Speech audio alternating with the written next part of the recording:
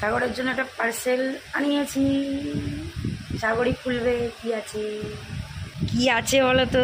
তোমার জন্য আনিয়েছি আমি, তোমার জন্য। তাড়াতাড়ি কাটো, এত লেট করলে হবে? এটা পার্সেল কাটতে এত সময়।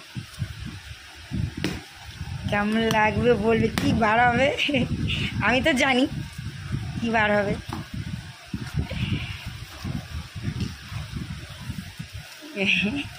খোলো,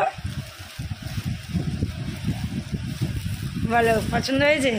হ্যাঁ হ্যাঁ, খুশি?